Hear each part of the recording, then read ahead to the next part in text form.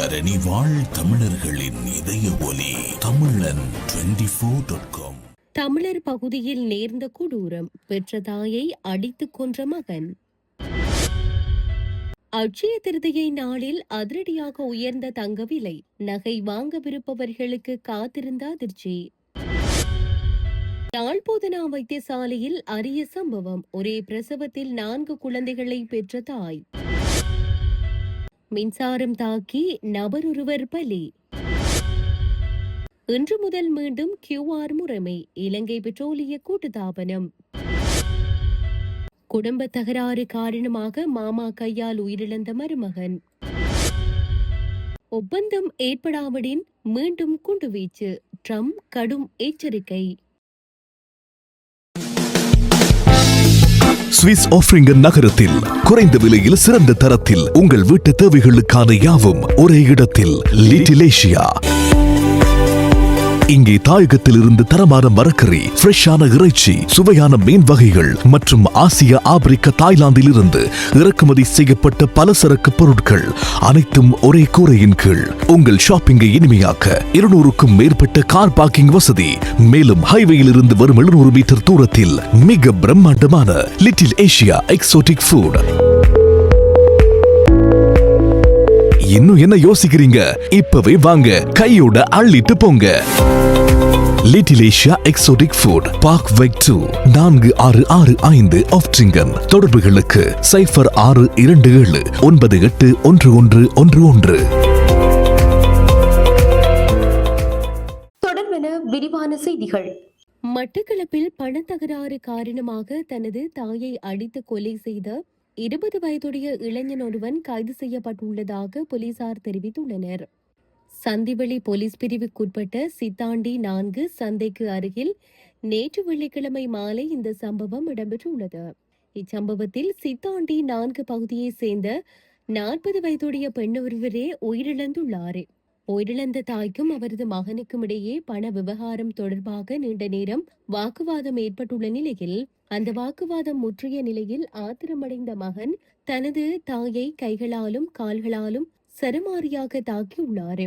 இந்த தாக்குதலில் பலத்த காயமடைந்த தாய் உயிரிழந்துள்ளமை ஆரம்பகட்ட விசாரணைகளில் தெரிய வந்துள்ளது. கொலை சம்பவத்துடன் தொடர்புடைய 20 வயதுடைய சந்தேக நபரான மகன் கைது செய்யப்பட்டுள்ளதுடன் சந்திவெளி போலீசார் மேலதிக விசாரணைகளில் ஈடுபட்டு வருகின்றனர். சர்வதேச சந்தையில் தங்கத்தின் விலை இன்று அதிகரிப்பை பதிவு செய்துள்ளது. இதன்படி 1 அவுன்ஸ் தங்கத்தின் விலை $4,831 உள்ளதுடன் 1 அவுன்ஸ் வெள்ளியின் விலை $80 விற்பனை செய்யப்படுகின்றது. இந்த நிலையில் இலங்கையிலும் இன்று தங்கத்தின் விலை அதிகரிப்பை பதிவு செய்துள்ளது. நேற்றைய தினத்துடன் ஒப்பிடுகையில் இன்றைய தினம் தங்க விலை $2000 அதிகரித்துள்ளதாக அகில இலங்கை நகையக வியாபாரிகள் சங்கம் தெரிவித்துள்ளது. அந்த வகையில் தற்போதைய தங்க விலை நிலவரப்படி 24 கேரட் தங்கம் பவுனொன்று $4,02,000 விற்பனை செய்யப்படுகிறது. 22 கேரட் தங்கம் பவுனொன்று $3,70,000 விற்பனை செய்யப்படுகிறது. இதன்படி 24 கேரட் தங்கத்தின் 1 கிராமின் விலை $50,250 22 கேரட் தங்கத்தின் 1 கிராமின் விலை $46,250 விற்பனை செய்யப்படுகிறது. யாழ்ப்பாணம் போதனா வைத்தியசாலையில் ஒரே பிரசவத்தில் 4 குழந்தைகளை தாயொருவர் பெற்றெடுத்துள்ள நிகழ்வு பெரும் மகிழ்ச்சியையும் ஆச்சரியத்தையும் ஏற்படுத்தியுள்ளது. செம்பியன் பற்று பகுதியைச் சேர்ந்த இளம்தாய் திருமணமாகி சுமார் 10 ஆண்டுகள் குழந்தையில்லாமல் இருந்த நிலையில் நேற்றைய தினம் 2 ஆண் குழந்தைகளையும் 2 பெண் குழந்தைகளையும் ஒரே பிரசவத்தில் பெற்றெடுத்துள்ளார். வைத்தியசாலை தகவல்களின்படி தாயும் குழந்தைகளும் தற்போது வைத்தியர்களின் கண்காணிப்பில் நலமாக இருப்பதாக தெரிவிக்கப்பட்டுள்ளது. இந்த அரிய நிகழ்வு யாழ் போதனா வைத்தியசாலையில் பணியாற்றும் மருத்துவர்களிடையே மகிழ்ச்சியை ஏற்படுத்தியுள்ளது. நீண்ட காத்திருப்பிற்கு பின் ஒரே நேரத்தில் 4 குழந்தைகள் பிறந்த இந்த சம்பவம் உறவினர்கள் மற்றும் பொதுமக்கள் மத்தியில் பெரும் சந்தோஷத்தையும் ஆச்சரியத்தையும் ஏற்படுத்தியுள்ளது. பதுளை ஹாலியல உடுவர பகுதியில் மின்சாரம் தாக்கியதில் நபரொருவர் உயிரிழந்துள்ளார்.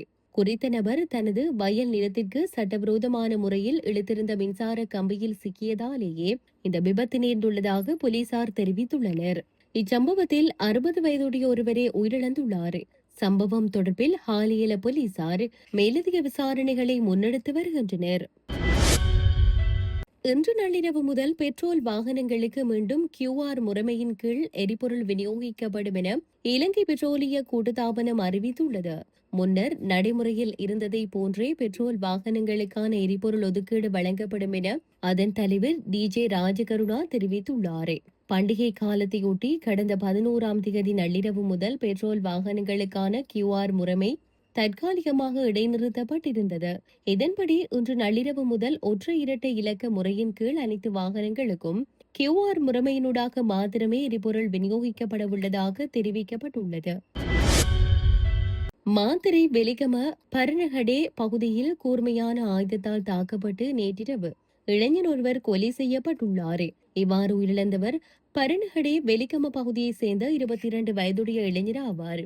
உயிரிழந்த இளைஞன் தனது தாய், தந்தை, இரு சகோதரர்கள் மற்றும் தாயின் மூத்த சகோதரருடன் ஒரே வீட்டில் வசித்து வந்துள்ளார். இதன்போது கொலை செய்யப்பட்ட இளைஞனுக்கும் அவரது தாயின் மூத்த சகோதரருக்கும் இடையில் ஏற்பட்ட தர்க்கம் முற்றியதில் குறித்த நபரால் கூர்மையான ஆயுதத்தினால் தாக்கப்பட்டே இந்த கொலை இடம்பெற்றுள்ளதாக ஆரம்பகட்ட விசாரணைகளில் இருந்து தெரிய வந்துள்ளது. அதற்கமைய குற்றத்துடன் தொடர்புடைய 58 வயதுடைய சந்தேக நபர் கைது செய்யப்பட்டுள்ளார். வெலிகம போலீசார் மேலதிக விசாரணைகளை முன்னெடுத்து வருகின்றனர். ஈரானுடன் எட்டப்பட்டுள்ள போர் நிறுத்த காலம் முடிவடைவதற்குள் நிரந்தர உடன்பாடு எட்டப்படாவிட்டால் அந்த நாட்டிற்கு எதிராக மீண்டும் குண்டுவீச்சு தாக்குதல்கள் நடத்தப்படும் என அமெரிக்க ஜனாதிபதி டொனால்டு ட்ரம்ப் தெரிவித்துள்ளார். அமெரிக்காவிற்கும் ஈரானுக்கும் இடையில் தற்போது நடைமுறையில் உள்ள போர் நிறுத்தம் அடுத்த வாரம் முடிவடைய உள்ளது. அதனை நீடிக்காவிட்டால் மீண்டும் போர் சூழல் ஏற்படக்கூடும் என எச்சரித்துள்ள ட்ரம்ப், எனினும் வெற்றிகரமான ஒப்பந்தம் ஒன்றை எட்ட முடியும் என தான் எதிர்பார்ப்பதாகவும் குறிப்பிட்டுள்ளார். இதேவேளை ஹார்மோஸ் நீரிணை ஊடாக பயணிக்கும் கப்பல்களிடம் கட்டணம் வசூலிக்கும் ஈரானின் முயற்சிக்கு அதிபர் ட்ரம்ப் தனது கடும் எதிர்ப்பினை வெளியிட்டுள்ளார். ஹார்மோஸ் நீரிணைக்கு அருகில் 2 கப்பல்கள் மீது தாக்குதல் நடத்தப்பட்டுள்ளதாக சர்வதேச ஊடகங்கள் செய்தி வெளியிட்டுள்ளன. இன்று சனிக்கிழமை ஹார்மோஸ் நீரிணையை கடக்க முயன்ற 2 கப்பல்களே இவ்வாறு தாக்குதலுக்கு உள்ளாகியுள்ளதாக கடல்சார் பாதுகாப்பு ஆதாரங்களை மேற்கோள் காட்டி சர்வதேச ஊடகங்கள் செய்தி வெளியிட்டுள்ளன. இந்த தாக்குதல்கள் யாரால் நடத்தப்பட்டன அல்லது கப்பல்களுக்கு ஏற்பட்ட சேத விவரங்கள் என்ன என்பது குறித்த மேலதிக தகவல்கள் இதுவரை வெளியாகவில்லை. ஹார்மோஸ் நீரிணையை ஈரான் மூடுவதாக அறிவித்துள்ள பதட்டமான சூழலில் இந்த சம்பவம் இடம்பெற்றுள்ளமை குறிப்பிடத்தக்கது. அரசியல் வாழ்வில் சவால்கள் சகஜமானது. அந்த வகையில் எதிர்காலத்திலும் அரசியல் கைதுகள் கூட இடம்பெறலாம். அவ்வாறான சூழல் ஏற்பட்டாலும் கட்சியின் செயற்பாடுகளை வீரியமுடன் முன்னெடுத்து செல்வதற்கு கட்சி உறுப்பினர்கள் தயாராக இருக்க வேண்டும் என்று இளமக்கள் ஜனநாயக கட்சியின் செயலாளர் நாயகம் டக்ளஸ் தேவானந்தா அறிவுறுத்தியுள்ளார். இதன்போது அவர் மேலும் கூறுகையில், கடந்த கால சேவைகள் மற்றும் அரசியல் நகர்வுகளின் அடிப்படையில் சமகால அரசியல் களத்தில் EPDPயின் தேவை அதிகமாக உணரப்படுகிறது. இதை மக்களின் உணர்வுகளுக்கூடாக வெளிப்படுத்தப்படுகின்றது. இதே நேரம் கட்சியின் கொள்கையை நேர்த்தியாகவும் அதை வெளிப்படையாகவும் முன்கொண்டு செல்ல எவர் முன்னின்று உழைத்தாலும் அவர்கள் கட்சியுடன் இணைந்து பயணிக்க முடியும். அத்துடன் கட்சியின் அடுத்த தலைமையை கட்டியெழுப்பும் முயற்சியும் நடைபெற்று வருகிறது. அந்த வகையில் கட்சி நலனுடன் கட்சி செயற்பாடுமே ஒவ்வொருவரதும் முதன்மையாக இருக்க வேண்டும். அதனூடாகவே மக்களின் எதிர்காலத்தையும் அபிலாஷைகளையும் வெற்றி கொள்ள முடியும் என தெரிவித்தார். மே மாதத்திலும் தடையின்றி எரிவாயு விநியோகத்தை வழங்க முடியும் என லிட்ரோ எரிவாயு நிறுவனம் தெரிவித்துள்ளது.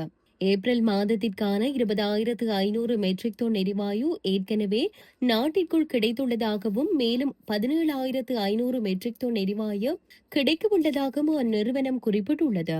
இந்த எரிவாயு கையிருப்புகள் மாலத்தீவில் உள்ள மிதக்கும் சேமிப்பு முனையத்தில் களஞ்சியப்படுத்தப்பட்டுள்ளதாக லிட்ரோ நிறுவனம் சுட்டிக்காட்டியுள்ளது.